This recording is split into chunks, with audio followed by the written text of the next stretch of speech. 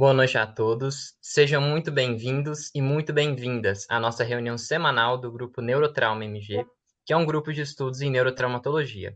Meu nome é Richard Reis, acadêmico de medicina, e agradeço a presença de todos e que seja uma reunião de grandes aprendizados. Se você está nos acompanhando pelo YouTube e ainda não é inscrito no canal, por favor, se inscreva. Temos também o nosso Instagram, Neurotrauma MG. O tema de hoje é a reunião conjunta do Serviço de Neurocirurgia da região do Vale do Aço, Hospital Márcio Cunha, em Ipatinga, e o Hospital Metropolitano Coronel Fabriciano. Como debatedor, teremos o Dr. Marcelo Camargos, que é neurocirurgião no Vale do Aço. Como moderador, teremos o Dr. James Moraes, neurocirurgião e chefe do Serviço de Neurocirurgia do Hospital Márcio Cunha e Vale do Aço e do Hospital Metropolitano Dr. Coronel Fabriciano. E como palestrante, teremos o Dr. Robert Willi Firmino, que é neurocirurgião do Vale do Aço. Desse modo, gostaria de convidar a doutora Kélia para iniciarmos o nosso encontro de hoje. Uma excelente reunião para todos. Muito obrigada, Richard. E continuando a apresentação, nós temos, então, são dois serviços hoje, né? Nós temos a equipe do Vale do Aço e de Coronel Fabriciano e a equipe da Santa Casa de Misericórdia de Montes Claros. Então, nós temos aqui os doutores Andrei Alencar, que é neurocirurgião e é o novo coordenador, né, a partir do ano que vem, do Serviço de Neurocirurgia da Santa Casa de Montes Claros.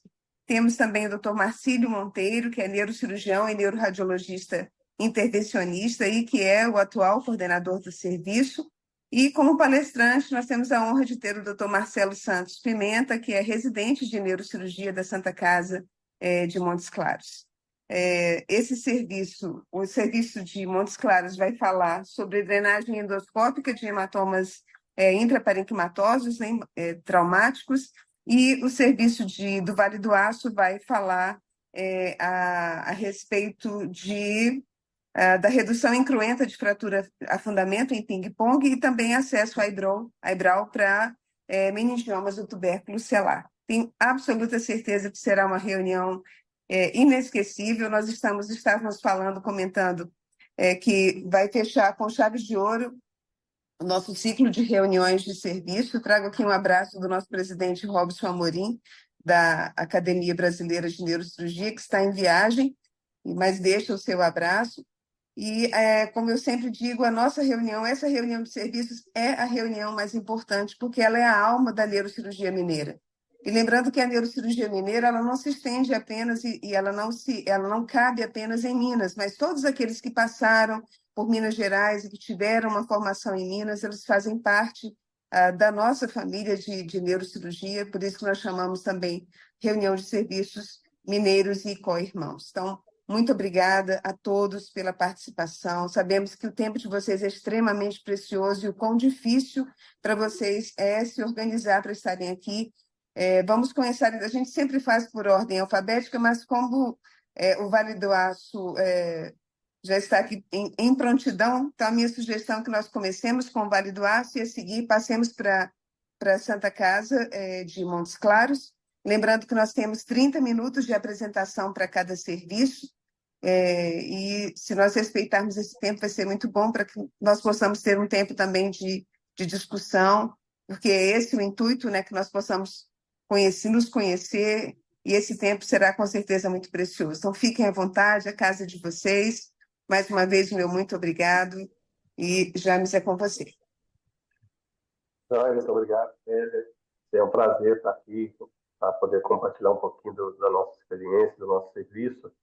Eu vou começando aqui mostrando um breve vídeo sobre o que é o nosso serviço, os dois hospitais que a gente atua aqui, o que é um pouco da região do Vale do Aço, para quem às vezes está na capital não conhece, ou de outras regiões de Minas, ou até do Brasil, e não conhece aqui o que é a região do Vale do Aço. Vai ser um breve vídeo. Vou compartilhar ele aqui.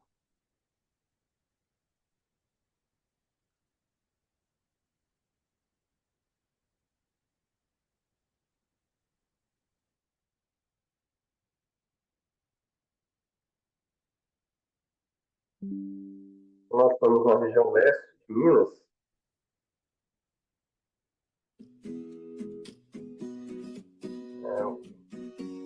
A região metropolitana do Vale do Aço, ela é composta pelos municípios de Ipatinga, Coronel Fabriciano, Timóteo e Santana do Paraíso. Está aqui em verde, são 438 mil habitantes. Então, como é que está o som do vídeo? Tá bom, gente?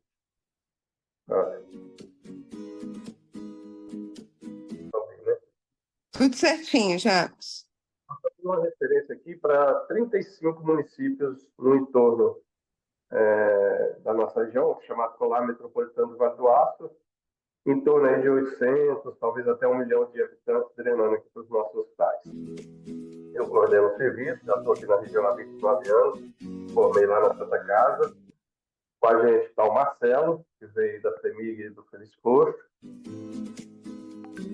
o Martúlio, também do Feliz Posto e CEMIG, e o Robert, que vai nos brindar aqui com uma palestra hoje. O Robert é lá do HC, do FMT. Então, aqui um pouquinho do Vale do Aço, o Hospital Márcio Cunha, tá? Vocês sabem, uma região bem arborizada, uma região bonita, às margens do Rio Piracicaba. Ele tem uma unidade 2 também que fica próximo, em Patinga, às margens também do Rio Piracicaba. E um Coronel Fabriciano, também às margens do Rio Piracicaba, está o Hospital Metropolitano Vale do Aço, que é o hospital pertence à Unimed. Um pouquinho aqui do Márcio Cunha. É um vídeo institucional que a gente colocou aqui. É a unidade 2 do Márcio Cunha. Aqui é a unidade de oncologia, que foi separada também. Então, vou ter uma referência de oncologia. Cuidar de vidas. Cuidar das pessoas. É isso que a gente sabe fazer de melhor aqui no HMC. A gente está sempre pronto para acolher os pacientes. Aqui é uma referência no trauma e no AVC.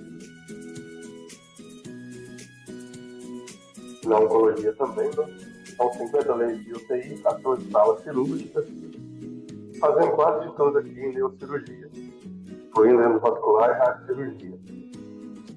Tem feito 600 procedimentos ano.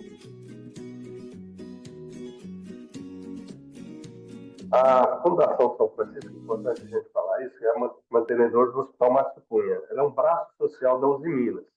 Ela é uma fundação, ela faz parte do grupo Uzi Minas, só que por ser filantrópica, ela não participa do grupo de acionistas, ela não é uma entidade sem fins lucrativos.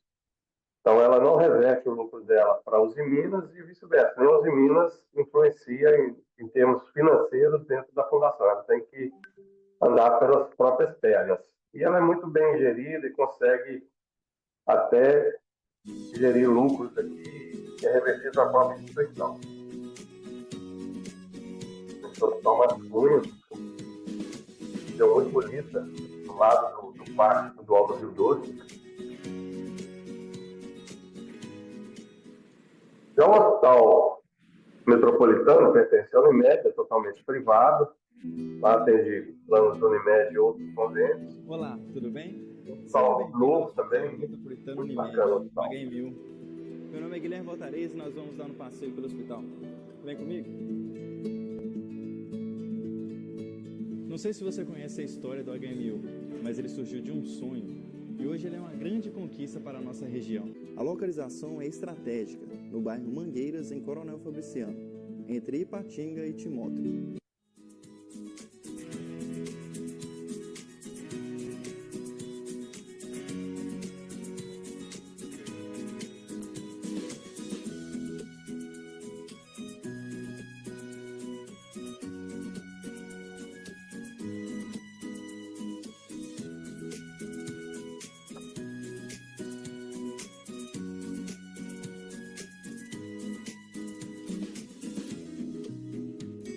Salas de cirurgia aí no Hospital Metropolitano. A gente também faz bastante coisa, cerca de 150 procedimentos no ano nesse hospital.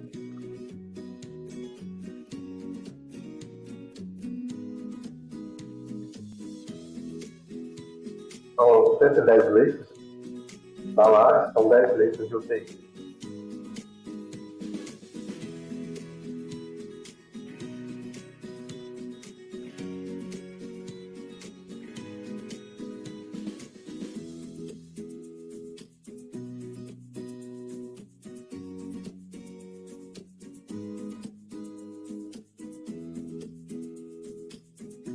isso aí, gente.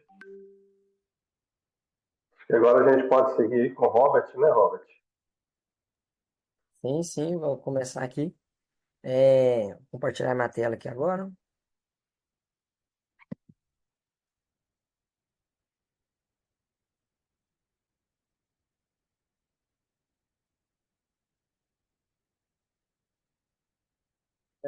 O pessoal, eu vou estar falando aqui sobre o tratamento, né, minimamente invasivo de uma fratura fundamento em uma criança de 2 meses de idade. O caso bem simples, bem corriqueiro mesmo. A criança apresentou uma queda da cama. A mãe, muito desesperada, ela já levou ao pronto-socorro, já observando é, uma deformidade craniana na criança após a queda. A criança permaneceu sem relato de perda do nível de consciência, não apresentou síncope, crise convulsiva, não teve nenhum sinal neurológico. Como a gente pode observar, ela teve uma fratura, né, uma fratura típica mesmo das crianças menores, uma fratura do tipo galho verde, que a gente chama fratura em ping-pong no crânio, devido à deformidade ser muito similar mesmo, né, ao fundamento, como se fosse um plástico, né? A plasticidade do crânio da criança, por ser muito grande, ela gera essa fratura que ela não vai estar gerando espículos, raramente ela pode estar lesando a dura mater, e é uma fratura que geralmente a gente, normalmente, corriqueira, você teria que abrir uma pequena incisão e reduzir essa fratura. Geralmente a gente pode reduzir mesmo com o próprio dissector, né? Retornando o osso ao local anterior. Geralmente são fraturas de fácil resolução e, na maioria das vezes, elas têm um fator mais estético. A gente pode observar que uma pequena fratura aqui. Outras fotos, né? Essa criança, ela foi atendida inicialmente em outro hospital que a gente também atende. Recentemente, a prefeitura de Coronel Fabriciano começou a fornecer o serviço de neurocirurgia pelo SUS, pela população. E nessa época aí, como ainda a gente não estava ainda tudo estruturado para poder fazer, caso necessário, fazer a cirurgia da criança, a gente optou em transferir ela para o Hospital Márcio Cunha, onde tem CTI pediátrico, a gente tem mais suporte também. A gente pode observar aqui as outras imagens da tomografia demonstrando essa fratura. E a gente, né, desde quando eu era residente lá no João de Três junto com o André, a gente ouvia falar, né, o Faleiro publicou esse artigo já faz bastante tempo, da redução desse tipo de fratura com aspiração a vácuo. E assim, é uma tentativa muito válida em todos os casos que você tiver, porque anteriormente, assim, eu já tinha corrigido umas 2 ou 3 fraturas dessas, apesar de ser uma cirurgia simples, vai estar demandando ali anestesia geral, vai estar demandando ter um risco baixo, mas pode ter um risco de infecção. Então, sempre que possível, nesse caso dessas crianças menores, é interessante a gente estar tentando fazer essa aspiração a vácuo. O resumo do artigo, né, vem falando sim sobre essa possibilidade de tratamento. No dia, então, foi preparado, né, a criança foi submetida a uma sedação leve, aí foi adquirido, no bloco a gente tem aquelas massas de ventilação neonatal, elas são bem pequenas, elas são feitas de silicone e geralmente elas já são no formato circular. Diferente das máscaras de ventilação de adultos, que são maiores e elas geralmente podem serem totalmente só de silicone ou tem uma bolsa de ar, né, que é insuflada para melhor adaptar ao rosto. As máscaras de ventilação neonatais, elas são bem menores, elas são circulares e elas são totalmente circulares. Tanto a abertura dela, quanto o formato da cúpula dela também é circular. Foi utilizado o próprio vácuo mesmo, né, do hospital, a gente usa na cirurgia, e a criança foi submetida a uma sedação bem levinha. Já de início, né, já de cara, a gente pode observar aqui esse pontinho onde está marcado aqui, foi onde havia a fratura. Eu não tenho uma foto anterior para poder mostrar aqui na ocasião, eu não consegui tirar, não. Porque toda vez que chega criança no bloco, vocês sabem como é que é, né? Os anestesistas tudo alvoroçados, assim, né? Não consegui tirar uma foto antes do procedimento. O que que acontece? Já era a terceira ou quarta vez que eu já tinha tentado fazer essa redução a vácuo aqui no hospital. Na grande parte das vezes, assim, teve uma vez que não teve redução mesmo, eu já olhei na hora, e aí eu já progredi mesmo para anestesia geral e já fiz a redução habitual mesmo, né, cirúrgica, simples também. Teve uma outra ocasião em que eu tinha feito essa aspiração a vácuo do crânio e o formato do crânio, o formato da pele ficou bem bacana. Mas depois eu submeti a criança a uma tomografia e a fratura havia permanecido. A questão de você fazer a aspiração e permanecer, e aparentemente, né, você parece ter solucionado a fratura e depois no controle você vê que a fratura continua do mesmo jeito, é o mais comum de todos, a coisa que mais ocorre nesses casos. E o que que houve de diferente no caso desse paciente em questão? Ah, nesse dia, eu deixei a aspiração mais tempo acionada, sem fazer nenhum tipo de tração. Então eu deixei assim 1 minuto, 1 minuto e meio, a máscara acoplada assim na pele, fazendo bastante vácuo. E quando ela tinha abaixado completamente e aderido na pele pelo vácuo, eu fiz uma tração rápida e única. Essa questão de aparentemente ter resolvido a fratura e na realidade ela permanecer ali é devido à formação de um hematoma subgaleal.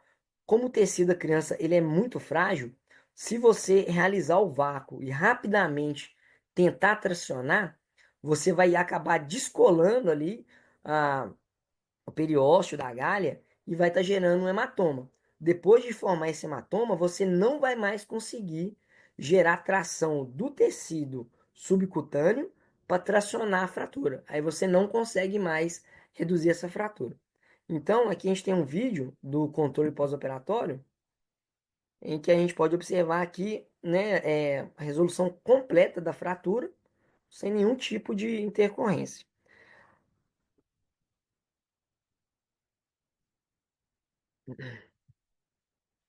Então a gente pode observar aqui o pré e o pós, né? Era uma fratura, pena que eu não tenho a fotografia antes, é uma fratura que, assim, esteticamente, realmente, a mãe tinha ficado chateada com essa queda, né?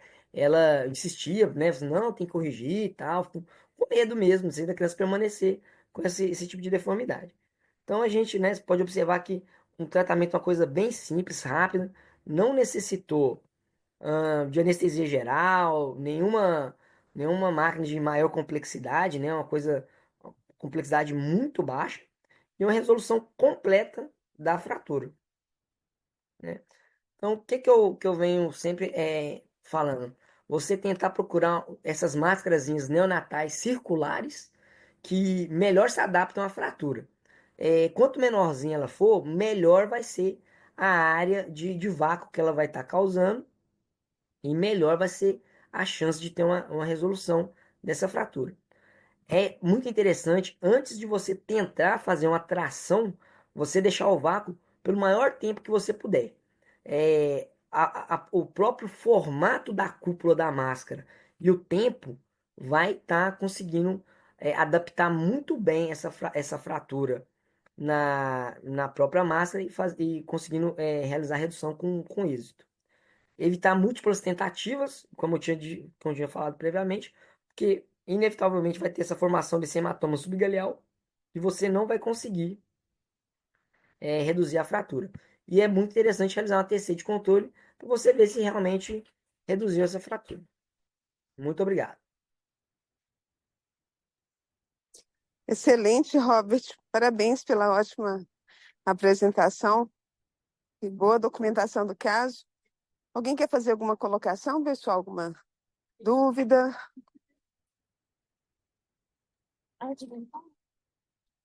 Robert, no final eu tenho algumas perguntas, uma pergunta para você.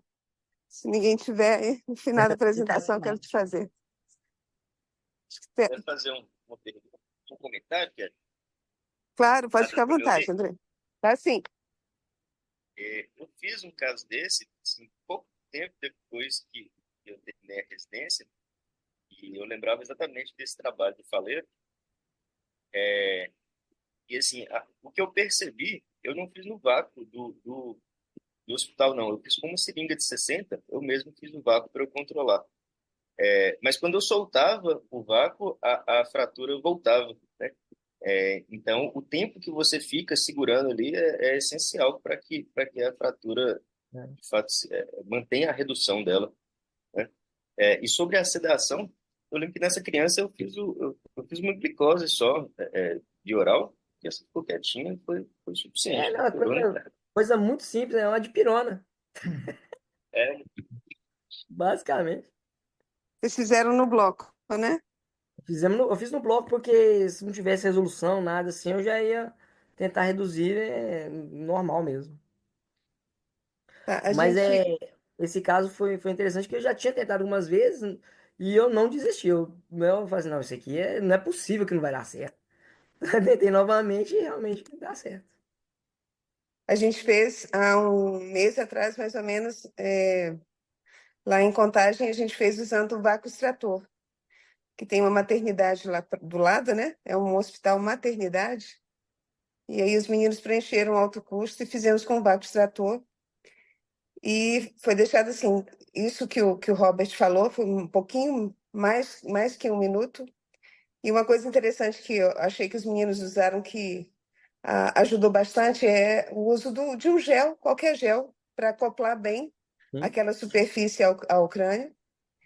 E eu acompanhei essa criança, recebi essa criança há 10 dias atrás no ambulatório, fizemos uma TC de controle, top das galáxias, não voltou. Então, acho que tem alguns segredinhos aí, tipo, o vácuo tem que funcionar, né, pessoal? Porque às vezes o vácuo não está funcionando. Tem aquele vácuo muito fraco, né? Então, não vai te ajudar.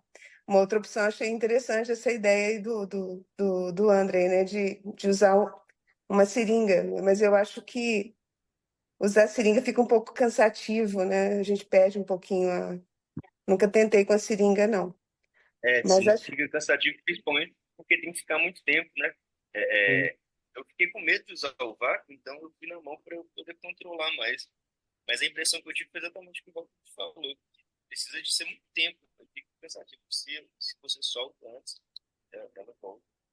acho que é acoplar bem e não tirar, enquanto depois, pelo menos 60 segundos, né?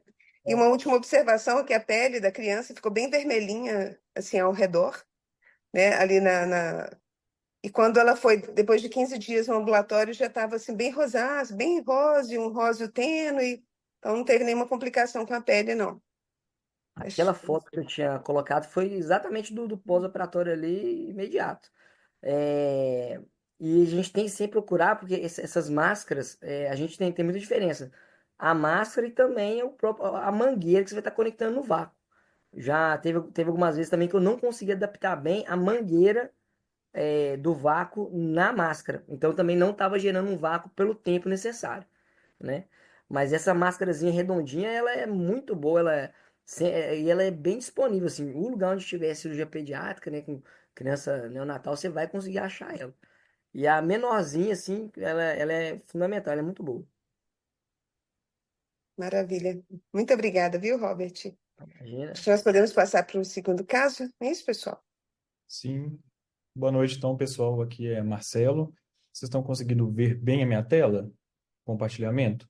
Tudo certinho, som excelente também, Marcelo. Tá ótimo, então. Obrigado.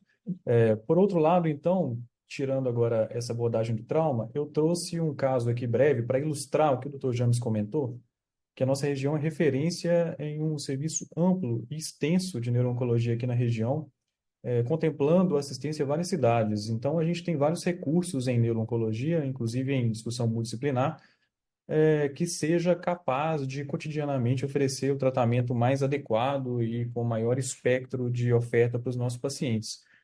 Esse caso vai ilustrar uma paciente que eu atendi no ambulatório, inicialmente do Hospital Márcio Cunha, a LVS, então uma mulher de 47 anos, que compareceu com a queixa de uma cefaleia bifrontal em progressão que não estava melhorando com analgésicos comuns, analgésicos simples, e ela referia também uma perda progressiva da acuidade visual de uma forma assimétrica, notadamente a direita era muito pior, embora à esquerda também havia um incômodo. essa queixa foi progredindo com o passar do tempo, com o passar dos meses, até que isso motivou que ela procurasse a consulta com o neurocirurgião. A história médica pregressa não chamava atenção para nada diferente, não estava usando nenhum medicamento, não tinha nada neurológico, nenhum familiar, nada que chamasse atenção para alguma situação de alarme.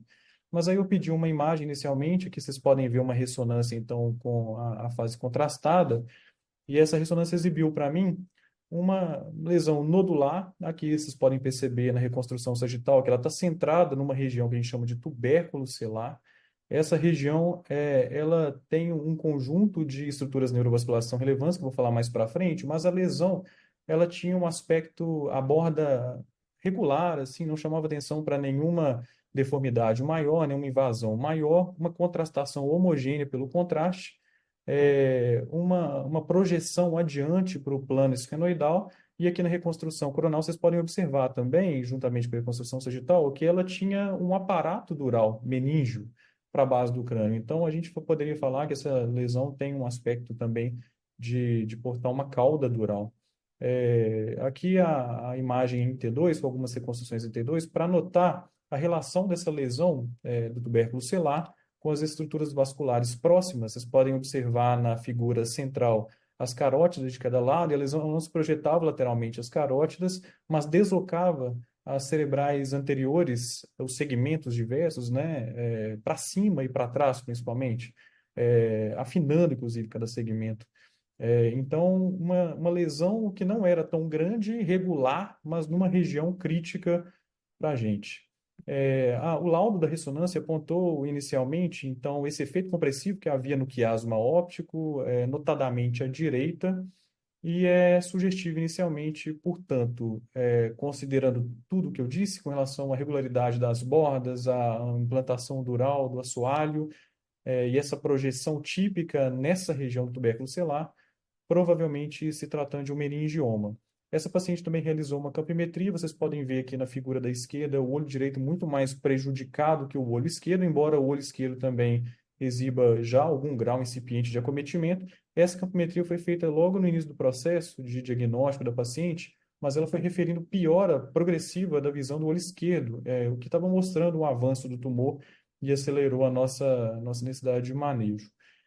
Uma vez que a paciente, então, tinha esses achados todos sugestivos de uma lesão, então, com compressão óptica, a gente poderia chegar inicialmente na probabilidade maior de se tratar de um meningioma do tubérculo selar, que é uma modalidade, um tipo de meningioma que contempla 5 a 10% da totalidade dos meningiomas intracranianos. O crescimento se dá a partir do tubérculo da célula, que na verdade é uma região a se destacar, composta principalmente por essas três estruturas: o sulco quiasmático, o limbo esfenoidal e o diafragma selar. Aqui na figura, na peça anatômica do lado direito, vocês podem observar setas vermelhas apontando a projeção do tubérculo selar. Nessa região também vocês podem observar que há onde estaria aqui seccionado o quiasma óptico, e também o limbo esfenoidal, que seria essa crista mais adiante, que separa a região do tubérculo da célula com o plano esfenoidal. A seta rosa mostra para a gente a localização de surgimento mais comum desse tipo de tumor do tubérculo, que é basicamente na junção do canal óptico, onde está adentrando então o nervo óptico aqui, com o aspecto mais lateral do sulco quiasmático, que estaria nessa região. Então, a origem, de modo geral, ela é assimétrica, embora o tumor mais comumente seja visto de forma simétrica. Então, ele não tem predominância unilateral na grande maioria dos casos. Aqui uma figura mostrando uma visão geral, panorâmica, de como esse tumor está localizado de forma intracraniana, com um deslocamento relevante do quiasma óptico e dos nervos ópticos, então uma compressão óptica significativa. A peça anatômica aqui mais inferior, evidenciando essa relação muito importante com as estruturas neurovasculares dessa região, sobretudo com relação aos nervos ópticos, os quiasmas ópticos, as artérias carótidas de cada lado, a cerebral anterior de cada lado, a glândula hipófise com a haste infundibular e o seio cavernoso mais afastado, mas também próximo dessa região. Então, uma vez que está indicada a abordagem cirúrgica, para esse caso foi indicada por causa da paciente estar sintomática e progressivamente sintomática, com sinal já de prejuízo visual, a gente pode pensar e considerar, sempre em conjunto com com aspectos que respeitam a vontade da paciente, qual que seria a melhor modalidade de tratamento. E o meningioma do tubérculo celular tem a característica de possibilitar várias opções de manejo, sendo que essas opções são diversas, elas se dividem inicialmente em uma abordagem transcraniana aberta ou um acesso endoscópico endonasal transfenoidal estendido, sendo que pela abordagem transcraniana aberta há o acesso pterional clássico, o fronto-óptico zigomático, o acesso subfrontal lateral e o acesso supraorbital superciliar, cada qual com suas vantagens e desvantagens. Hoje em dia a gente tem ouvido falar mais do acesso endoscópico endonasal, mas essas abordagens transcranianas ainda representam uma boa parte dos casos do dia a dia, justamente porque a expertise do acesso endoscópico estendido está em progressão. A curva de aprendizado tem ocorrido, mas tem ocorrido de forma progressiva e incipiente ainda na nossa realidade. Nesse caso, em conjunto com a paciente, foi optado por escolher o acesso supraorbital superciliar, por um conjunto de fatores. Retomando, porque o tumor tinha uma borda regular, ele não era tão grande, ele não tinha uma extensão tão lateral, ele não tinha uma extensão também crânio-caudal significativa, ele não invadia muito a célula, possibilitando um bom ângulo de visão por esse tipo de acesso supraorbital superciliar, e, além disso, respeitando também o aspecto estético, porque a paciente ela tem uma sobrancelha, um supercílio denso, e ela queria evitar, se possível, a tricotomia para os outros acessos, o que seria imprescindível para os outros acessos.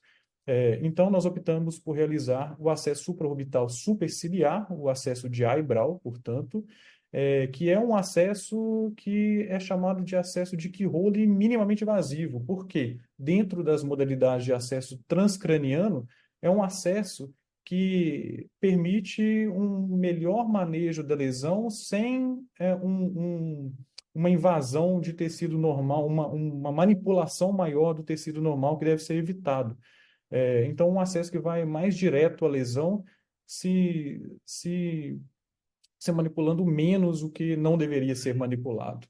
É um acesso que tem como vantagem também possibilitar a desvascularização tumoral precoce. Vocês podem ver nessa ilustração que a gente ataca, então, o tumor pela frente, né, pelo teto da órbita, e logo, por esse destaque aqui da ilustração, vocês podem perceber que o implante do tumor, de modo geral, está no tubérculo e vai adiante para o plano esfenoidal. Então, possibilita-se a desvascularização precoce como primeiro passo da cirurgia, de forma que a dissecção do tumor das estruturas neurovasculares e depois a retirada do tumor é muito mais tranquila pelo tumor ser menos irrigado já e o volume, inclusive, reduzido. E é um acesso que possibilita uma boa descompressão óptica bilateralmente. Não é o melhor acesso para boa descompressão óptica, mas ele oferece uma descompressão razoável para esse caso que foi colocado. Seria uma descompressão satisfatória, a gente não estava esperando nenhuma grande invasão de canal óptico, nenhuma grande invasão lateral, nada nesse sentido, então seria o suficiente para o propósito da cirurgia. E, além disso, sobretudo por causa dessa paciente, ofereceria um bom resultado estético e com baixíssimas taxas de complicações operatórias, uma vez que não é comum aqui nessa região a ocorrência da fístula licórica, de infecções, o acesso é pequeno, a incisão é pequena, e cosmeticamente agradável. Agora, só para contar como que o acesso ocorre de uma forma geral, começando pelo posicionamento, é bem importante que a paciente seja posicionada com uma extensão cefálica relevante, sendo que a cabeça precisa ser rodada contralateralmente, isso fazendo com que o lobo frontal caia a favor da gravidade e fuja do nosso túnel de acesso pelo teto da órbita. Então, uma cabeça estendida favorece a menor manipulação do tecido cerebral normal, de forma que a gente alcance imediatamente o tumor sem nenhuma agressão. A marcação da incisão, ela acontece na borda mais superior da sobrancelha, de uma forma geral. A gente assinala por palpação onde está a incisura supraorbital, onde correm as estruturas neurovasculares supraorbitais, e essa incisão vai lateralmente até o limite da sobrancelha, podendo-se ou não fazer um traço posterior, favorecendo, eventualmente, a dissecção do músculo temporal nessa região para a exposição do keyhole de McCarthy. Esse traço posterior não é obrigatório, mas pode ajudar, dependendo do tamanho da craniotomia que se é preciso. Aqui, depois da incisão, a dissecção por plano, exposição óssea, No lado esquerdo, a gente vê uma seta apontando estruturas neurovasculares supraorbitais. No lado direito, a seta mostra que o rebatimento do músculo temporal com a gordura, o coxim do ramo frontal do facial e o osso com o keyhole de McCarthy. A craniotomia é feita com trépano no keyhole de McCarthy e o fresamento do osso exposto, né? É importante se destacar que, num sentido crânio-caudal, essa exposição não pode ser tão pequena também, porque a gente precisa de ter um deslocamento razoável, ainda que gravitacional, do lobo frontal. Depois que se faz, então, a craniotomia, é imprescindível, e esse é um ponto muito crítico desse tipo de cirurgia, fazer a drilagem da borda inferior da craniotomia, de forma que essa borda inferior da craniotomia, mais próxima, então, da órbita, seja planificada com relação ao plano do teto orbitário. A dura é aberta em U, com a base voltada para a parte mais inferior da região da craniotomia, e, inclusive, quando você planifica essa borda inferior da craniotomia, você faz com que o rebatimento dural seja mais harmônico, não crie espículas, não há dobramento de dura aqui, coisas que poderiam provocar sombra quando for posicionado o microscópio e poderiam prejudicar a visibilidade, às vezes até requerendo uma manipulação frontal indesejável. Aqui são 4 etapas da microscopia. As imagens não ficaram ótimas porque são fotografias da tela do microscópio, mas a primeira imagem, então, superior à esquerda, mostra para a gente o nervo óptico do lado direito, a identificação do tumor. Aqui ele está apontado como instrumental, o nervo óptico à esquerda, uma pequena parte dele, mas a gente vê aqui mais enegrecida a região aqui do plano esfenoidal com tubérculo selar. Aqui já foi feita a desvascularização tumoral. Segunda imagem superior à direita, a gente vê a exposição do tumor, já foi dissecado, então, das estruturas neurovasculares adjacentes. A imagem inferior à esquerda mostra para a gente a última cauterização, com a ressecção completa do tumor, então. Por fim, a imagem final do lado direito inferior mostra para a gente, então, os 2 nervos ópticos com o quiasma que estava deformado posteriormente, essa região do plano esfenoidal com o tubérculo selar, tudo livre do tumor. A gente usa, inclusive, algumas pinças próprias microscópicas para a gente checar se há uma descompressão satisfatória ou se há resíduo tumoral infiltrando o canal óptico de cada lado, mas nesse caso aqui, a ressecção completa foi bastante satisfatória e a visibilidade muito boa, muito agradável para se garantir isso. A tomografia aqui pós-operatória, primeiramente, do parênquima, mostrando que não tivemos nenhuma complicação hemorrágica, nada mais relevante na região, então, próxima da cela. E aqui a janela óssea mostrando mais ou menos como que foi o tamanho da nossa craniotomia. Uma craniotomia que foi muito suficiente para a gente alcançar todo o tumor que era desejável, sem nenhuma complicação óssea, nenhuma deformidade óssea mais relevante também. O anátomo patológico revelou para a gente que realmente se tratava de um meningioma aqui meningotelial, então grau 1 da OMS, um achado de comemoração para a gente. E então, aqui é para a gente destacar o que é bem relevante nesse tipo de escolha de acesso supraorbital superciliar. Por que que ele é importante? Mas aqui falando alguns pontos chaves para que ele seja realmente eficaz no seu propósito. Importante destacar a necessidade de colocar a cabeça em extensão para maior retração gravitacional frontal. Portanto, você não precisa de ficar colocando espátula. Então a atividade gravitacional a favor da criação de um túnel natural para dissecção aracnoide, abertura de cisternas e fica um espaço muito agradável de trabalhar de uma forma geral. Drilar a borda inferior da craniotomia é imprescindível para planificar esse acesso em relação à órbita, para você ter um rebatimento dural mais harmônico e precisar mexer menos na borda inferior dos lobos frontais. Possibilidade de checagem final com endoscópio se necessário. A gente pode usar um endoscópio angular para checar lateralmente se há alguma suspeita de recidivo, que a gente está escapando a visão da microscopia. Possibilidade, inclusive, de uma ampliação da craniotomia para uma retirada da rima orbital, se você quer uma maior angulação crânio-caudal, a partir dessa mesma linha de incisão, nada além disso, uma maior craniotomia somente, portanto. E, por fim, existe uma tendência de que esse acesso seja usado para uma microscopia transcraniana puramente para endoscopia, sem o microscópio. Então, é o mesmo acesso, mas a atividade microcirúrgica seria toda feita por endoscopia, como os estudos mais recentes têm mostrado. Aqui eu quero só ilustrar 2 estudos que têm favorecido essa abordagem, então, do acesso eyebrow com endoscópio somente, sem o microscópio. E aqui, por fim, um estudo mais recente, que procurou estudar, então, os meningiomas do tubérculo selar, um estudo de cunho internacional mesmo, destacando quais seriam os desfechos cirúrgicos e as tendências de manejo para essa modalidade de tumor. Um estudo que foi multicêntrico retrospectivo de 2023, contemplando 40 locais e 947 casos, então muitos casos, um número relevante. A abordagem transcraniana aqui foi feita em 66,4% dos casos e a endonasal expandida em 33,6% dos casos. Algumas coisas a se destacar de resultado desse estudo é que a gross total resection foi alcançada em 70% dos casos, mas não teve diferença estatística assim, entre esses dois tipos, essas duas modalidades de acesso.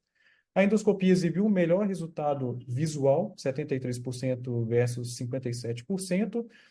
A abordagem transcraniana favoreceria um maior risco de piora visual, mas a taxa de fístula na abordagem endoscópica continua extremamente relevante.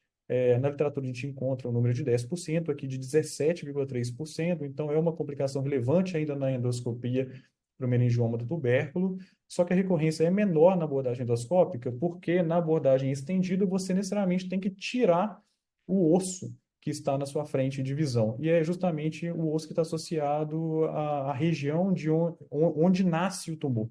Então é uma abordagem que permite uma ressecção Simpson 1. E aqui as minhas referências bibliográficas. Eu destaquei as vantagens da endoscopia, mas eu quis colocar que, retomando, eu disse que não é da expertise de uma forma comum, né, dos neurocirurgiões, sobretudo aqui no interior e tudo mais, a gente tem acessos que são minimamente invasivos e que provocam resultados satisfatórios, sem grandes complicações e que agradam também a paciente ou paciente de acordo com a escolha própria e individual de cada um deles. Então é isso, gente. Obrigado.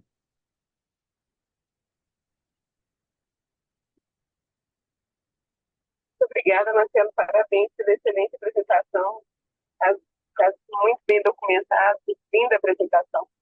Nós temos uma pergunta no chat do André. Você pode ler, Marcelo, por favor? Deixa eu ver aqui, um momentinho.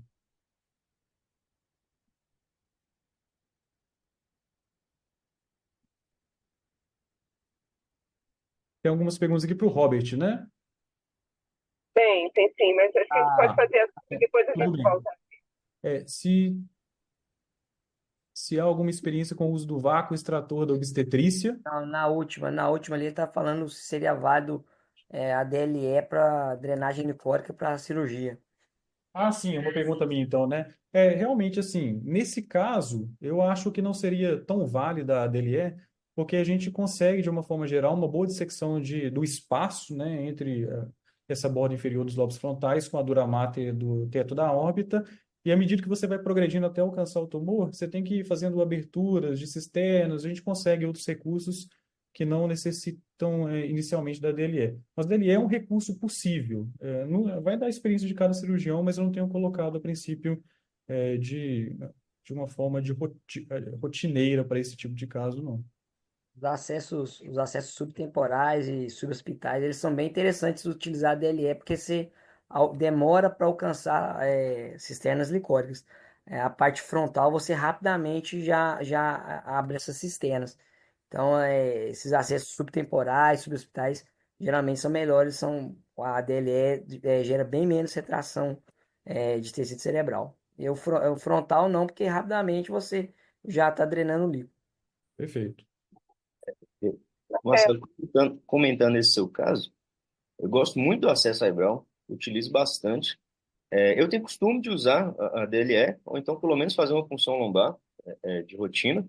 Eu acho que facilita, principalmente para tumores maiores que já estão ocupando as cisternas já, né? Sim, justo. Aí eu acho que é bem válido. E eu gosto muito de tirar o rebordo orbitário. Eu sempre, assim, na maioria das vezes eu tiro. Um ou outro caso que eu não retirei, né?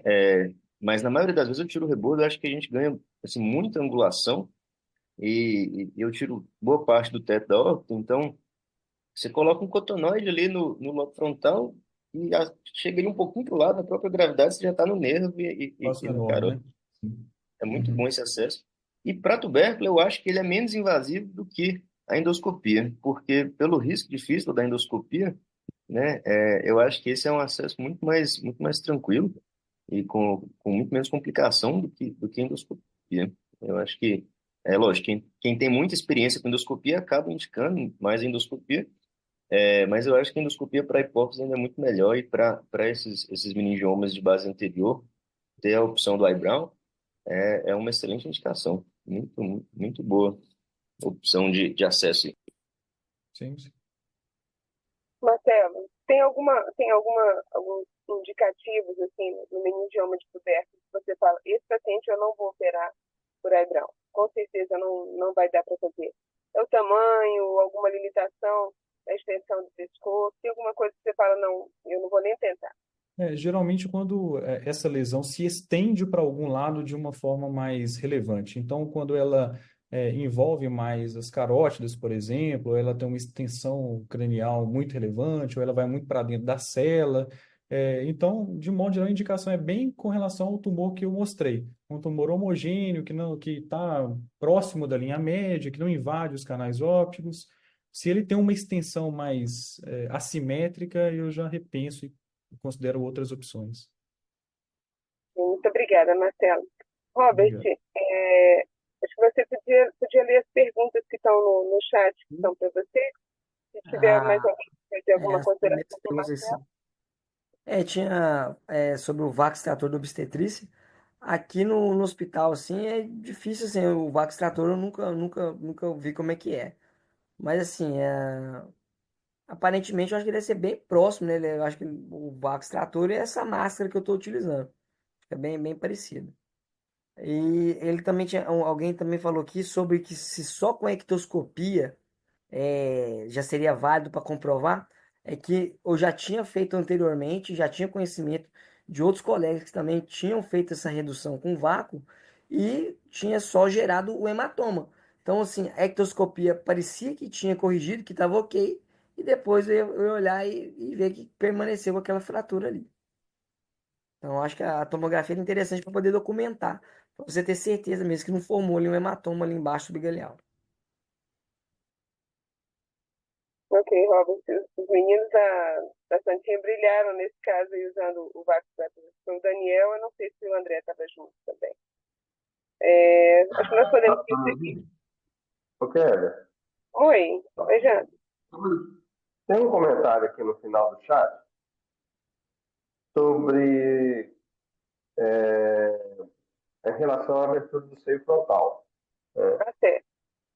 E realmente, na minha experiência, nesses casos, quanto mais ampla a abertura do seio frontal, a gente complica mais, né? Tem um maior risco de infecção. Então, para mim, um seio frontal muito amplo, às vezes, contraindica essa abordagem. Tá? Eu já deixei de fazer alguns casos devido ao tamanho do seio frontal. Então, acho que vale muito a pena a gente olhar, checar bem a posição e o tamanho do seio frontal. Tá? Era isso que eu queria acrescentar. Essa colocação foi muito boa, Janos. Eu acho que o seio frontal tem que ser olhado pro eyebrow, porque na abordagem pterional você pode separar o pericrânio para tratar o seio. Também, inclusive, na drilagem do próprio tubérculo, né? Se você violar o seio esfenoide, se você está no acesso eyebrow, você tem que pegar uma gordurinha, né? Ou da barriga ou da perna para fechar ali tanto o tubérculo quanto o seio, sendo que na pterional você já tem enxerto, ou até mesmo, às vezes, até flap pediculado para estar tratando, né, o seio ou o próprio tubérculo, né, o esfenoide. Isso aí. Excelente colocação. Muito obrigada, James e André. Acho que nós podemos agora passar para o serviço da... Alguém quer falar? Ok. Acho que nós podemos passar agora para a apresentação da Santa Casa. Doutor Marcelo, fique à vontade. Boa noite a todos. Vou compartilhar a tela aqui. Aproveitando só agradecer a Keila, o pessoal do Neurotrauma, fazer uma pequena retificação, que o tema é realmente sobre a cirurgia endoscópica para hemorragia intraparenquimatosa, mas nossos casos tratam de AVCs hemorrágicos. Nesse caso, não tem incluído aqui casos de trauma.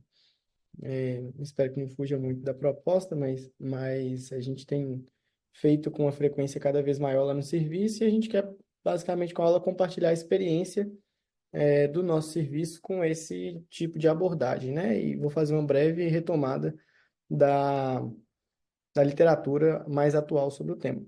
Eu sou R2 do serviço, tá? De neurocirurgia aqui de Montes Claros, Santa Casa de Montes Claros.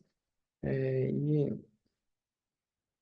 começar mostrando um caso, o caso de um paciente de 54 anos, garimpeiro, hipertenso, que teve uma hemiplegia às 12 horas, ao meio-dia do dia 31 de outubro agora desse ano, com piora do nível de consciência e foi entubado no hospital de origem. A gente atende uma região, deixa eu só silenciar aqui a gente atende uma região extensa, uma região de mais de 2 milhões de habitantes, em outras cidades aqui na região.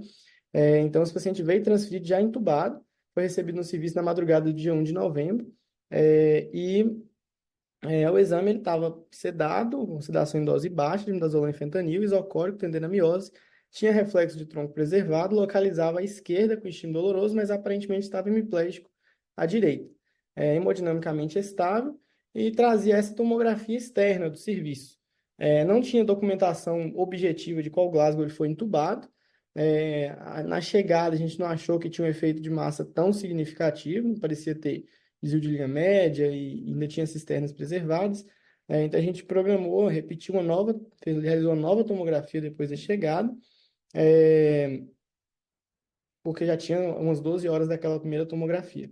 Na tomografia realizada já no nosso serviço, a gente percebeu que o paciente não tinha como muito avaliar nível de consciência, né, piora do nível de consciência, mas a gente percebeu uma piora do desvio de linha média e um aumento do volume do hematoma. Aqui nessa tomografia, eu trouxe a medida já, um desvio de linha média de 4 milímetros e um volume aproximado de 32 ml. O paciente, então, a gente optou, voltando, né? Foi indicado procedimento cirúrgico para drenagem de hematoma e a gente usou a técnica que eu nomeei aqui, a gente considerou como endoscópio assistida. Vocês vão ver que durante a abordagem é feito não exclusivamente por via endoscópica, não no canal de trabalho, a gente usa muito material que não passa por dentro do endoscópio, então seria endoscópio assistida. Aqui mostrando algumas imagens da cirurgia. Vou comentar isso melhor um pouco mais à frente, quando a gente explicar a técnica especificamente, mas a gente utilizou um endoscópio. Nesse caso, esse primeiro caso que a gente fez foi um endoscópio da GO, um esteroscópio,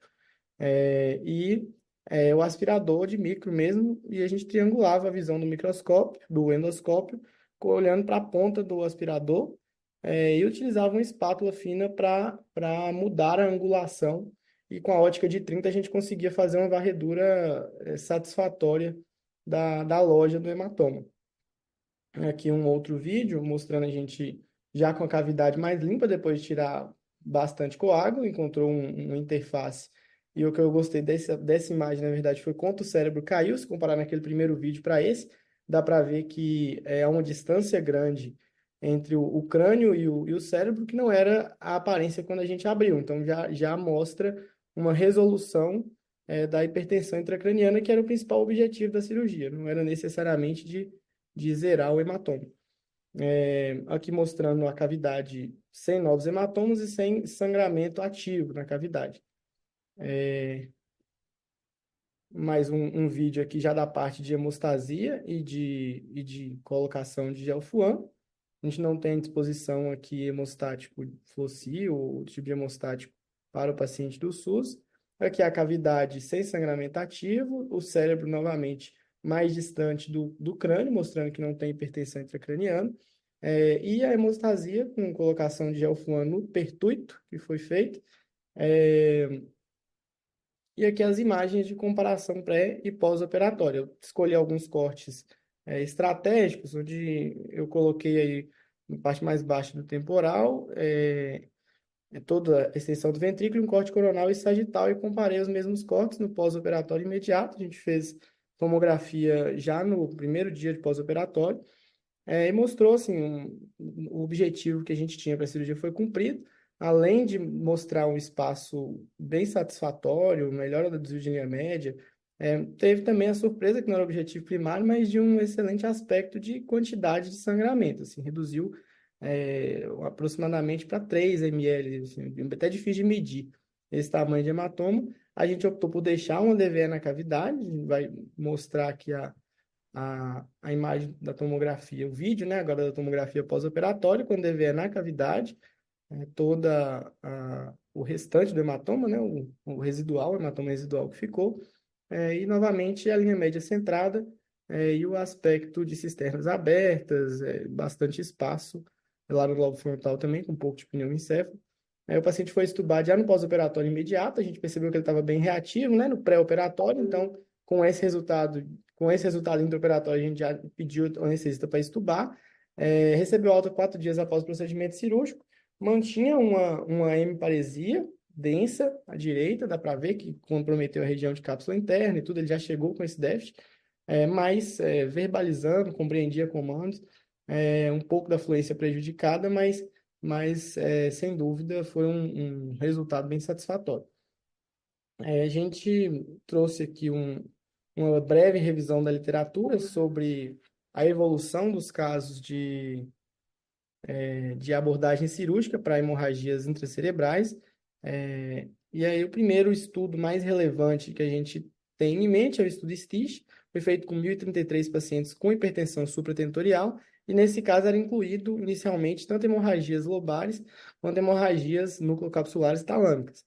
Esse estudo, ele rapidamente percebeu que não havia benefício das técnicas operatórias comparadas com tratamento clínico otimizado, e ele era incluído pacientes com evacuação menor do que 24 horas após a chegada do paciente, comparado com o braço, onde fazia só o tratamento clínico com controle pressórico, que eles chamam de pacote de cuidados, né? Controle pressórico, controle de temperatura e etc., que é o tratamento clínico otimizado. E o gráfico mostrando que nem para mortalidade, nem para desfecho funcional houve benefício nesse estudo STICH, e aí, por muito tempo, entendeu-se que não era indicada drenagem cirúrgica de hemorragias intraparenquimatosas.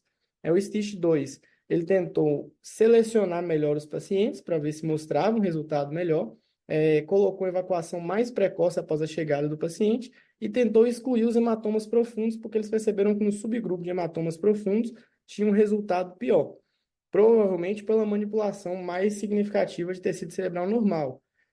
Foram 601 pacientes com hipertensão intracraniana lobar, sem hemorragia intraventricular, e foram incluídas somente as hemorragias intraparenquimatosas lobares. Não houve benefício da drenagem cirúrgica convencional, tinha até um odds ratio tendendo a melhor desfecho para mortalidade, mas que passava pelo intervalo, o intervalo de confiança passava pelo 1, né, e a gente tinha um índice P também elevado. O gráfico até mostra algum benefício da mortalidade, mas não houve nenhum benefício de desfecho funcional e, de novo, com um intervalo de confiança que tocava o 1, e aí não considerou a conclusão do estudo que não houve benefício da evacuação cirúrgica convencional. Depois vieram-se as perguntas se esse hematoma não deveria ser drenado com a menor quantidade de manipulação, e é onde surgiu a dúvida se houvesse uma forma de fazer evacuação cirúrgica minimamente invasiva, se os resultados dos desfechos não seriam melhores. Então, os estudos mais recentes todos têm essa tendência de realizar essa drenagem com técnicas minimamente invasivas. Isso. Aí vieram os MISTs, o mais recente, o mais relevante foi o MIST 3, que é um estudo muito famoso, que usou trombolítico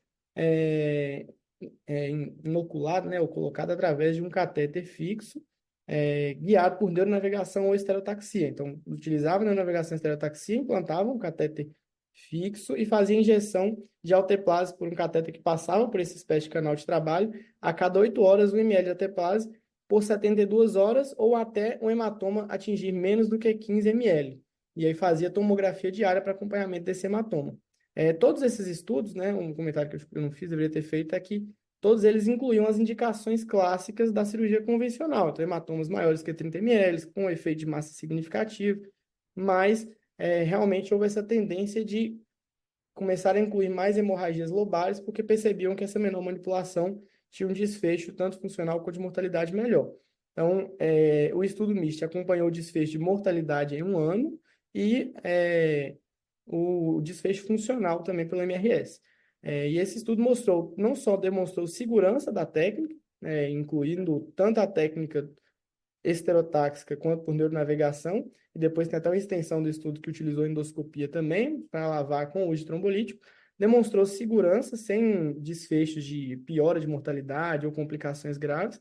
E, além disso, foi o primeiro a demonstrar benefício do ponto de vista de mortalidade, com o odds ratio de 0,67 e no intervalo de confiança que não tocava, o 1. Mas não houve percepção de melhora da funcionalidade, não teve ainda, não conseguiu comprovar que havia benefício de desfecho funcional. Aqui de novo mostrando o ranking modificado do paciente, onde o grupo de ranking 5 realmente diminuiu no MIST, mas os outros grupos muito semelhantes. E na parte de funcionalidade, realmente o odds ratio passava pelo 1, então não conseguia ter um P que trouxesse estatisticamente comprovação de benefício. Então, peraí, deixa eu ver se por algum motivo não está na tela. Mas a percepção culminou nesse protocolo do guideline americano de Stroke 2022, onde ele colocou como grau de recomendação 2A, abordagens minimamente invasivas para redução de mortalidade, comparando com a abordagem medicamentosa exclusiva, ou o pacote de cuidados clínicos. Mas ele mesmo traz o comentário que a melhora funcional ainda é incerta, apesar de já haver um nível de recomendação por ter essa prova de melhora da mortalidade. Então, daqui para frente, os estudos têm todas essas tendências de tentar ser o menos invasivo possível no tecido cerebral normal, e o desafio que sobrou é a de comparação de melhora funcional, já que já há alguma evidência para melhora de mortalidade. O estudo mais recente de 2024, que é o STICH 2024, STICH não, desculpa, o ENRICH 2024, que ele é um trial que aborda por remoção minimamente invasiva de forma precoce. Então, eles consideraram precoce o paciente abordados em até 24 horas dos sintomas do AVC dessa vez, não da chegada ao hospital. Então, tenta abordar o paciente mais precocemente, apenas hematoma de 30 a 80 ml, com hemorragia espontânea aguda e um Glasgow de 5 a 14. E que já era previamente com história de ranking modificado de 0 ou de 1, ou seja, tinha uma reserva funcional, não era um paciente já acamado. Excluíam pacientes com aneurisma, com hemorragia intraventricular, com isquemia associada, com tumor ou NIH muito baixo, quando tinha, lógico, perda de reflexo. E se o sangramento era primariamente talâmico, então excluía hemorragias talâmicas, não considerou hemorragias infratentoriais, né, porque acho que o benefício das hemorragias infratentoriais eles não são questionáveis, é um benefício muito relevante, então não é, digamos assim, o objetivo dos estudos mais novos. E o resultado novamente mostrou um desfecho de mortalidade relevante, com o primeiro estudo a mostrar melhora funcional mais significativa, com um índice P aceitável o intervalo de confiança que permite afirmar que há alguma melhora funcional. É um estudo muito criticado, principalmente pelo peso que se utilizou para cada subgrupo, e um comentário relevante é que o subgrupo que tinha uma tomografia de controle no pós-operatório com menos do que 15 ml, ou seja, com desfecho esperado de drenagem de hemorragia, parece ter, nesse subgrupo, uma melhora mais relevante, inclusive, da funcionalidade. Mas, igual eu falei, é um estudo que ainda é muito criticado.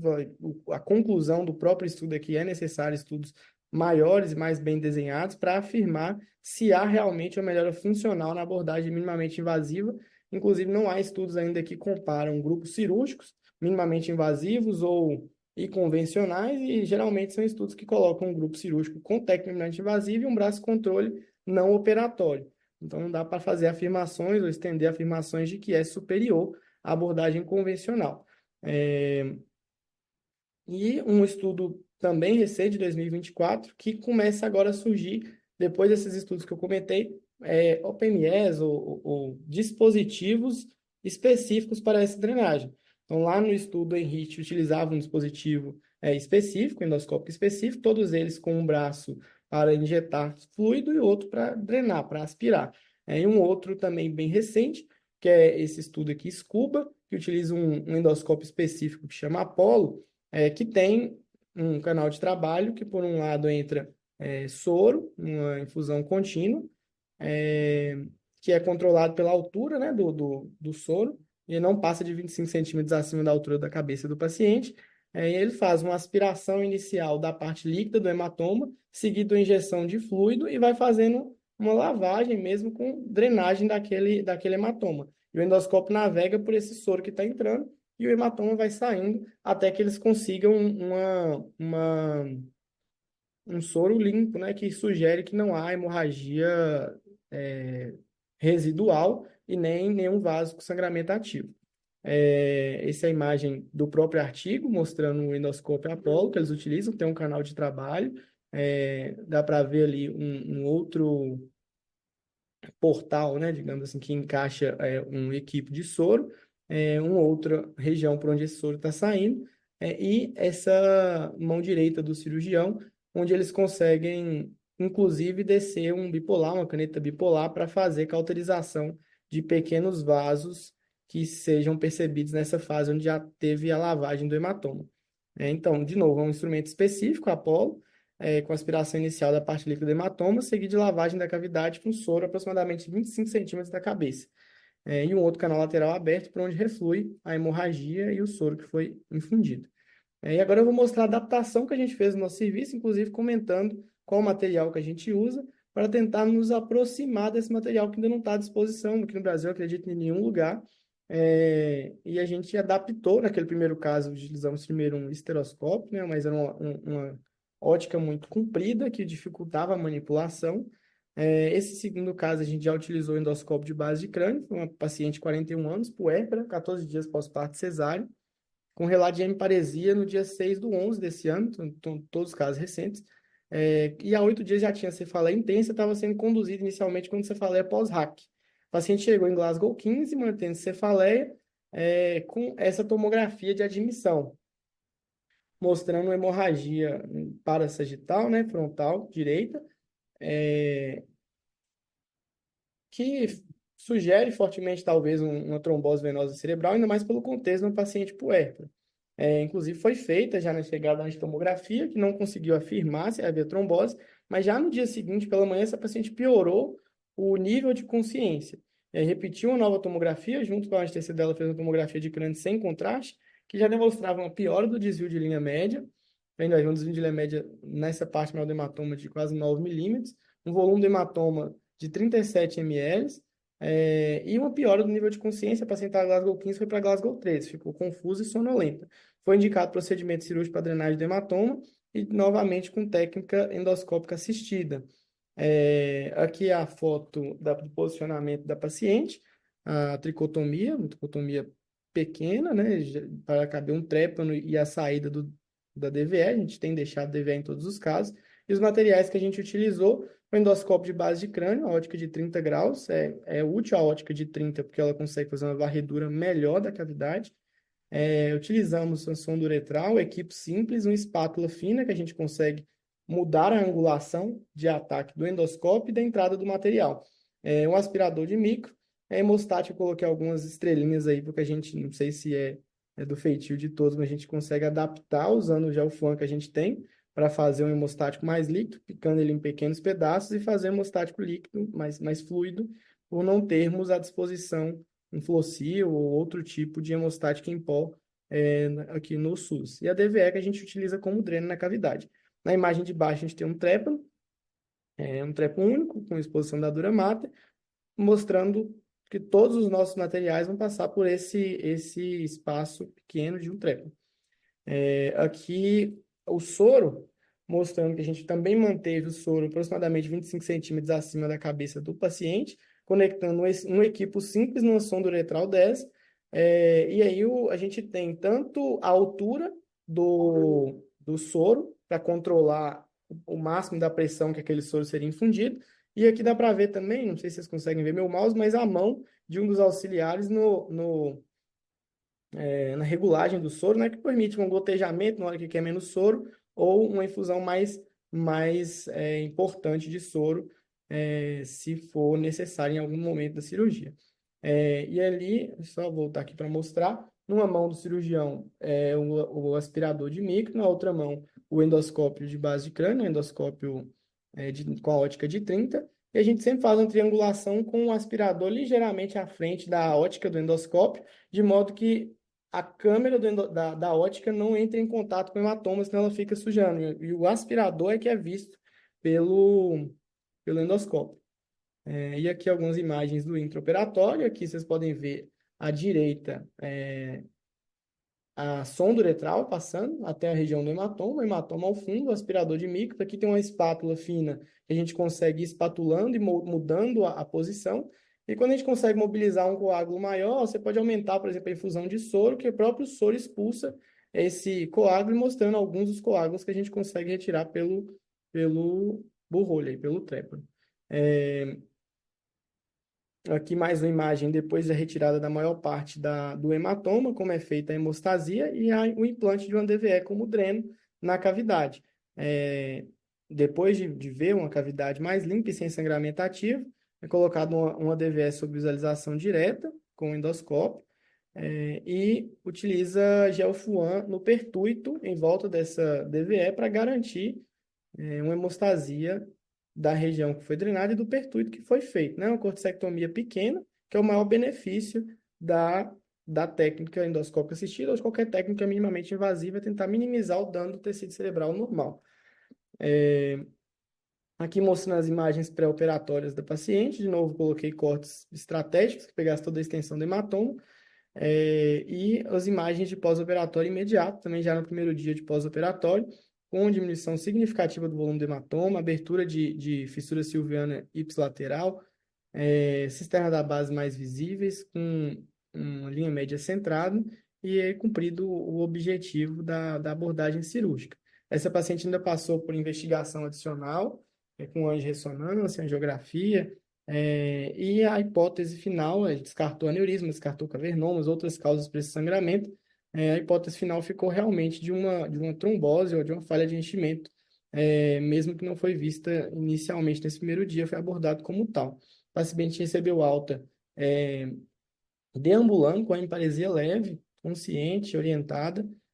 Foi um desfecho funcional muito bom também, além de um desfecho de imagem muito satisfatório. Aqui a tomografia completa do resultado pós-operatório. Deixa eu ver se ela vai rodar.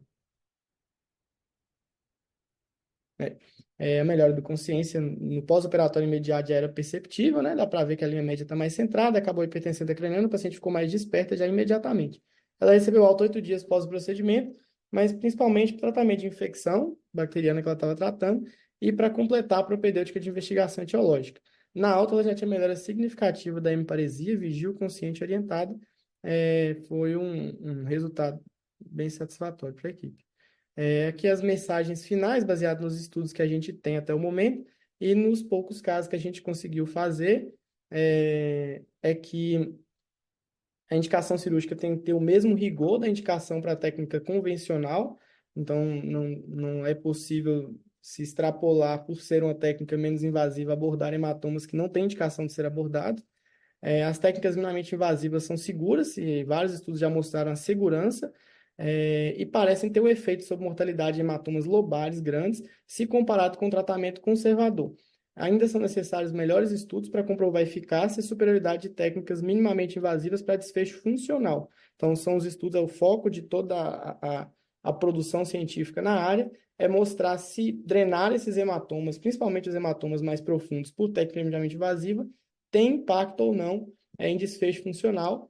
Acredito que provavelmente é uma questão de seleção de paciente, de experiência do serviço, como foi com várias outras patologias que evoluíram para antes não demonstrar benefício cirúrgico, mas com a melhora das técnicas, dos materiais e também a melhor seleção dos pacientes, talvez seja possível no futuro encontrar qual subgrupo se beneficia e tem melhor desfecho funcional com essa abordagem.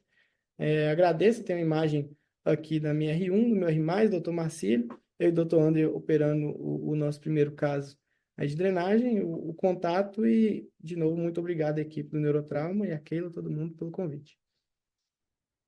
Estou à disposição também, se tiver dúvida, e principalmente meus chefes estão aí à disposição para me ajudar se a dúvida for muito pancada. Marcelo, parabéns, que apresentação excelente. Excelente, parabéns, viu? Temos algumas perguntas aí no chat. Andrei, se você quiser ajudá-lo, doutor Marcílio. Deixa eu ver aqui essas perguntas. A André já está olhando aí. Vou ler aqui então.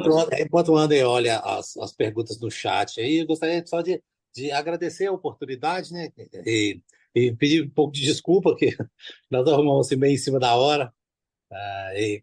Mas graças a Deus o Marcelo aí teve um desempenho brilhante, viu? Muito acima da expectativa. Viu, Marcelo? Parabéns. A apresentação foi muito boa. Aí escolheu uns casos bons, né? Mostrou os ruins, né? Nós temos casos ruins aqui, viu? É a melhor parte da aula, É o escolher o caso melhor mesmo. caso. Eu achei que ia mostrar aquele caso ruim, aquele caso daquele paciente meu. Mas A cirurgia era ruim para aí é qualquer uma técnico. técnica muito boa que está assim, em desenvolvimento. Aí tem esses trabalhos, principalmente o Enrich, que o Marcelo citou, comentou aí, mas é um trabalho patrocinado por uma indústria, então existem muitas críticas, principalmente por essa questão de um material específico, né, para uma cirurgia que é consagrada, né, mas que o desenvolvimento dessas técnicas minimamente invasivas para hemorragia intracerebral tem ganhado muito destaque aí no mundo todo, e aí acho que nós devemos insistir em adaptar a nossa realidade, e aqui, graças ao empenho aí dos residentes, nós temos conseguido fazer bons casos, né, os anestesistas ficam um pouco preocupados, demora um pouco mais, mas o resultado assim, é bastante satisfatório. Essa questão da manipulação do tecido cerebral ser mínimo, então é muito significativo na evolução dos pacientes. Aí eu peço mais uma vez muito obrigado e parabéns, Marcela, pela apresentação. Foi realmente muito acima da expectativa, viu? Parabéns, irmão. Marcelo, se você quiser parar o compartilhamento, por favor, que a gente consegue se ver melhor. Maravilha. André, quer ler as perguntas do chat? Sim. Eu vou, inclusive, aproveitar a pergunta para fazer o comentário em seguida. O André Guimarães falou que esse FloSUS funciona bem como o FloSil, ajuda muito, realmente ajuda bastante. Sempre que necessário a gente usa. É só cortar bem pequenininho o Gelfan, né, e diluir ele com Triway. Fica muito bom, fica fluido. E aí ele pergunta, a hemostasia final é feita com bipolar no canal? Com ou sem uso do endoscópio? A nossa magnificação, ela é com endoscópio. Então, tudo que a gente for usar, a gente tem que colocar o endoscópio lá para ver o que a gente está fazendo, né? Aí a gente pode pedir para o auxiliar segurar a ótica e a gente vai com aspirador e bipolar, né? Dentro de um trépano, qualquer espaço, né? Qualquer instrumental ocupa muito espaço. Então, tem que ser um bipolar bem fino, aspirador de micro bem fino também, né? E assim, é lógico que se houver um sangramento arterial de difícil controle, é uma técnica que é muito fácil de converter para cirurgia convencional para conseguir. Mas assim, nos casos que eu fiz, nenhum foi necessário, não. Sabe? Com o bipolar e com o Gelfan, foi muito tranquilo de fazer hemostasia. A segunda pergunta é se a DVE fica realmente apenas na cavidade ou no ventrículo, e se ela fica a baixos níveis, como um dreno sem vácuo, por quanto tempo? Serviria para alguma lavagem também pós-operatória através da DVE. Então, a DVE, ela fica na cavidade, em nenhum caso eu usei no ventrículo. Eu sempre peço a DVE hemorrágica, que é um pouco mais calibrosa, né? Ela fica como um dreno, fica baixo, né? E eu nunca usei para lavagem, não. Eu sempre jogo muito soro na cavidade, então o próprio soro que eu joguei, ele vai sendo drenado devagarzinho ali com um pouco de sangue, né? Mas assim, o que eu acho mais importante dessa técnica é porque a gente fica preso aos dispositivos que os grandes estudos mostram e a gente pensa, se eu não tiver um dispositivo desse, eu não vou fazer, né? Só que com o que a gente tem, a gente consegue fazer. E assim, se tiver um pouco de paciência para fazer hemostasia, para revisar toda a cavidade com o endoscópio angulado, ver que não está tendo nenhum sangramento ativo, ter paciência com o Gelfan, compressão com gás e o cotonoide também. E no final da cirurgia ver que o cérebro caiu, que a pressão melhorou, né? E aí dá para fechar com uma certa tranquilidade. E se necessário, converter, mas a gente ainda não precisou, não. Mas eu tenho gostado muito, estou gostando muito de usar essa técnica.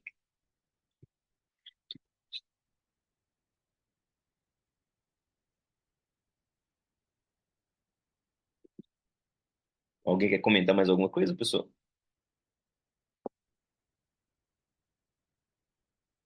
Estou aqui falando imutada. Ah, André, obrigada pelas suas colocações. Mais alguma pergunta? Adriano está parabenizando. E o Marcelo. Alguma outra colocação? Bom, acho que nós podemos encerrar. Eu quero dizer assim que eu estou emocionada porque foi uma reunião que superou todas as minhas expectativas. Todas as reuniões que a gente faz de serviço, a gente já tem uma expectativa alta, mas essa em específico, ela superou todas as nossas expectativas. Foi assim um altíssimo nível, alguém escreveu aí, né, uma reunião de altíssimo nível. E nós somos, né, toda a nossa equipe, e aí eu trago a palavra não só do presidente Robson, mas também do nosso presidente da Sociedade Mineira de Neurocirurgia, do Dr. Silvio, o nosso agradecimento e parabenizando as duas equipes pelo altíssimo nível de trabalho que vocês têm desempenhado e pelo desempenho, assim, pela competência que vocês demonstram, não só nos casos que conduzem, nos comentários, é muito nítido em cada um de vocês a competência que vocês têm, é muito, muito, muito visível. Então, parabéns, que vocês tenham, assim, uma semana abençoada e que esses dois serviços possam crescer e que no ano que vem nós possamos estar aí celebrando e compartilhando novos casos e novas conquistas de vocês. Vocês são, posso dizer assim, pedras preciosas desse colar aí da neurocirurgia mineira. Somos muito orgulhosos de ter vocês e de estar entre vocês. Muito obrigada a todos, um grande abraço e até fevereiro, né, quando nós vamos voltar, tá bom? Fiquem com Deus e até fevereiro, se Deus quiser. Parabéns, pessoal.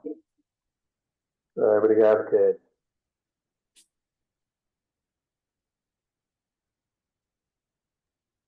Obrigado, pessoal. Tchau, tchau.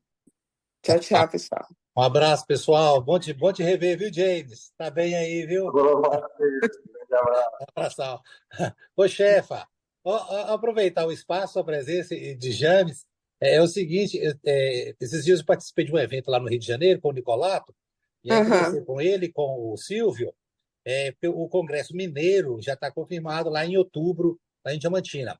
Mas nós combinamos de fazer encontros regionais antes do Congresso Mineiro. E aí tem a proposta de fazer um encontro aqui em Montes Claros, depois do Carnaval. Aí Silvio ficou de ver com o Nicolato lá, para a gente poder fazer um hands-on de microcirurgia de placenta, né? E aí você, como a coordenadora científica, aí já vai pensando aí num evento assim, não é coisa assim muito grande, talvez só uma sexta-feira de tarde à noite, ou um sábado de manhã e de tarde, e também ter um momento para a gente poder fazer uma confraternização, né? Excelente ideia. Aí Silvio deve te falar aí agora no início do ano, mas deve Tá ser bom. no final de março ou início de abril. Tá bom. Viu, Obrigada, doutor Marcinho. Viu, James? Já vai programando aí de voltar aqui em Montes Claros, viu? Tem uma carninha de sol aqui te esperando. Com certeza. Combinado. Um abraço, ótima ideia. Tchau, pessoal. Um abraço, fiquem com Deus. Tchau, tchau.